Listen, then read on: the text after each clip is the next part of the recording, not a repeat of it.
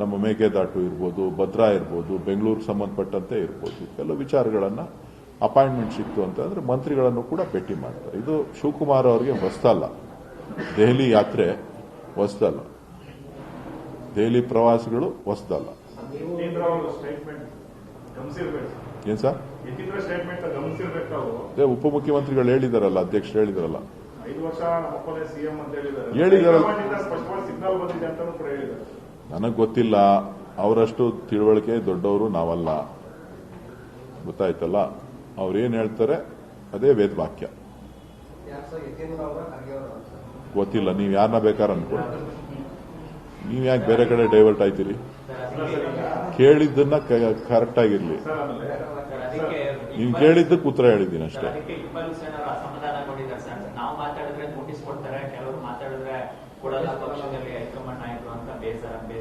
ಇಕ್ಬಾಲ್ ಅವ್ರು ಹೇಳಿರೋದು ತಪ್ಪೇನಿಲ್ಲ. ಎಲ್ರಿಗೂ ಒಂದೇ ಪಾಲಿಸಿ ಇರಬೇಕು. ಅಂದ್ರೆ ಅವರೇ ಹೈಕಮಾಂಡ್ ಆಗಿರೋದ್ರಿಂದ ಏನು ಸಮಸ್ಯೆ ಇಲ್ಲ. ಕೆಲವು ಶಾಸಕರು ಈಗ ವಿದೇಶಿ ಪ್ರವಾಸಕ್ಕೆ ಮುಂದಾಗಿದ್ದಾರೆ. ಡಿ ಕೆ ಶಿವಕುಮಾರ್ ಏನು ಸಿಎಂ ಮಾಡಬೇಕು.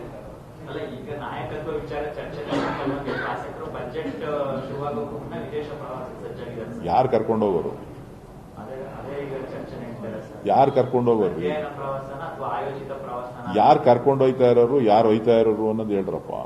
ಸುಮ್ಮನೆ ಯಾರೋ ಹೇಳಿದ್ದನ್ನ ಶಿವಕುಮಾರ್ ಮೇಲೆ ಯಾಕೆ ಹೇಳ್ತೀರಿ? ಡಿ ಕೆ ಶಿವಕುಮಾರ್ ಅವ್ರಿಗೂ ಪ್ರವಾಸಕ್ಕೂ ಯಾವುದೇ ಸಂಬಂಧ ಇಲ್ಲ.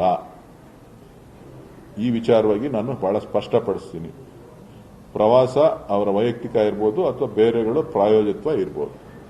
ಡಿ ಕೆ ಶಿವಕುಮಾರ್ ಅವರಿಗೆ, ಪಕ್ಷದ ಅಧ್ಯಕ್ಷರಿಗೂ ಉಪಮುಖ್ಯಮಂತ್ರಿಗಳಿಗೂ ಈ ಶಾಸಕರ ಪ್ರವಾಸಕ್ಕೂ ಯಾವುದೇ ಸಂಬಂಧ ಇಲ್ಲ. ಅದನ್ನೇನಾರ ಹುಟ್ಟಾಗ್ತಾ ಇದ್ರೆ ಅದು ರಾಜಕೀಯ ದುರುದ್ದೇಶದಿಂದ ಶಿವಕುಮಾರ್ ಅವರು ಕೆಟ್ಟ ಹೆಸರು ತರಬೇಕು ಅಂತ ಕೆಲವು ನಮ್ಮ ಪಕ್ಷದವರೇ ಮಾಡ್ತಾ ಇರ್ಬೋದು. ನಮ್ಮ ಪಕ್ಷದವ್ರು ಮಾಡ್ತಾ ಇದ್ದಾರೋ ವಿರೋಧ ಪಕ್ಷದವ್ರು ಮಾಡ್ತಾ ಇದ್ದಾರೋ ಗೊತ್ತಿಲ್ಲ. ಒಟ್ಟಿನಲ್ಲಿ ಶಿವಕುಮಾರ್ ಇದರಲ್ಲಿ ಪಾಲ್ದಾರ್ ಅಲ್ಲ. ತಾವು ಮತ್ತೆ ಡಿಸಿಎಂ ತಾಳ್ಮೆ ಬಗ್ಗೆ ಎಲ್ಲ ಮಾತಾಡ್ತಾ ಇದ್ದಾರೆ. ಇಂಥ ಒಂದು ಸ್ಟೇಟ್ಮೆಂಟ್ ಇಂದ ಇನ್ನೊಂದು ಕಡೆ ಆ ತಾಳ್ಮೆ ಮೌನವೇ ತಮ್ಮ ದೌರ್ಬಲ್ಯ ಆಗ್ತಾ ಇದೆಯಾ ಅಂತ. ಎಲ್ಲವನ್ನೂ ಕಾಲವೇ ಉತ್ತರಿಸುತ್ತದೆ. ಈಗ ಬೆಂಗಳೂರು ಅಲ್ಲಪ್ಪ, ಎಲ್ಲವೂ ಕಾಲವನ್ನೇ ಉತ್ತರಿಸಬೇಕಲ್ಲ. ಕಾಲ ಹತ್ರಕ್ಕೆ ಬರ್ತಾ ಇದೆ. ನಾನು ಹಂಗ ಅನ್ಕೊಂಡಿದ್ದೀನಿ, ನೀವು ಹಂಗ ಅನ್ಕೊಳ್ಳಿ. ಹೊಸ ಕಾರ್ ಬೇರೆ ಬಂದಿದೆ ಸರ್. ಹಾ, ಹೊಸ ಕಾರ್ ಯಾರ್ದು? ಸಾಹೇಬ್ರಿಗ? ಯಾವುದು?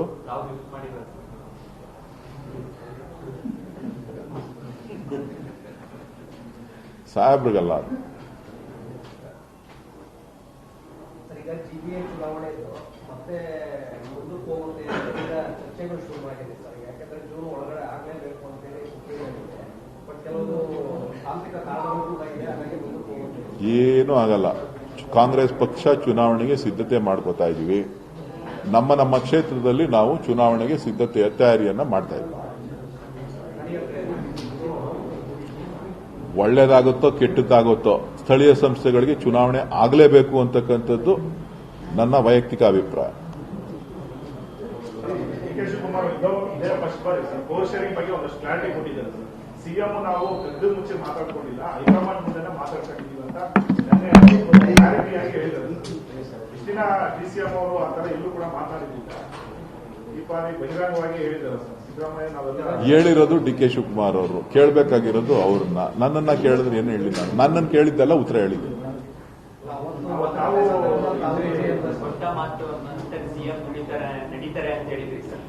ಇವತ್ತು ನನಗೆ ಭರವಸೆ ಇದೆ. ನಿಧಾನ ಆದ್ರೂ ಕೂಡ ಕೊಟ್ಟ ಮಾತನ್ನ ಉಳಿಸ್ಕೊಳ್ತಾರೆ ಅಂತಕ್ಕಂಥ ಭರವಸೆ ನನಗಿದೆ.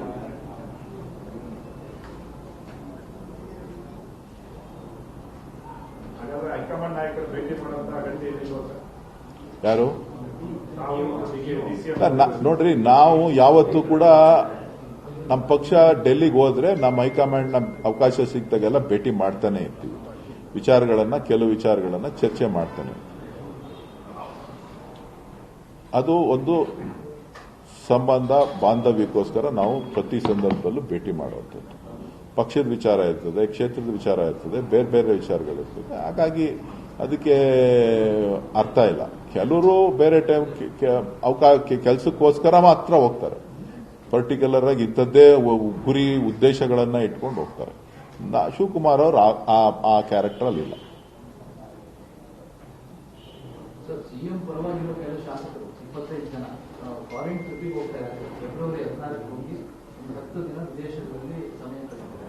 ಇದು ರಾಜಕೀಯ ಕಾರಣಕ್ಕೋಸ್ಕರ ಈ ಫಾರಿನ್ ಪ್ರವಾಸ ಅಂತ ಅದು ಗೊತ್ತಿಲ್ಲ. ಯಾರು ಹೋಗ್ತಾ ಇದ್ದಾರೆ ನೀವು ಅವ್ರನ್ನ ಕೇಳಬೇಕು, ಆರ್ಗನೈಸ್ ಮಾಡಿರೋರ್ನ ಕೇಳಬೇಕು. ಡಿ.ಕೆ. ಶಿವಕುಮಾರ್ ಅವ್ರಿಗೂ ಇದಕ್ಕೂ ಯಾವುದೇ ಸಂಬಂಧ ಇಲ್ಲ. ಅಷ್ಟು ಮಾತ್ರ ನಾನು ಸ್ಪಷ್ಟಪಡಿಸ್ತೀನಿ. ಡಿ.ಕೆ. ಶಿವಕುಮಾರ್ ಬೆಂಬಲಿತ ಶಾಸಕರು ಕೂಡ ರೆಸಾರ್ಟ್ಗೆ ಹೋಗ್ತಾರೆ. ನೀವೆಲ್ಲ ಕರ್ಕೊಂಡೋಗಿ ಅಂದ್ರೆ ಹೋಯ್ತಾರೆ. ನಿಮ್ಮನ್ನು ಕರ್ಕೊಂಡೋಗಿ ಅಂತ ನೀವು ಮುಂಚೆ ಇರ್ತೀರಾ, ಆಮೇಲೆ ಅವ್ರು ಇರ್ತಾರೆ.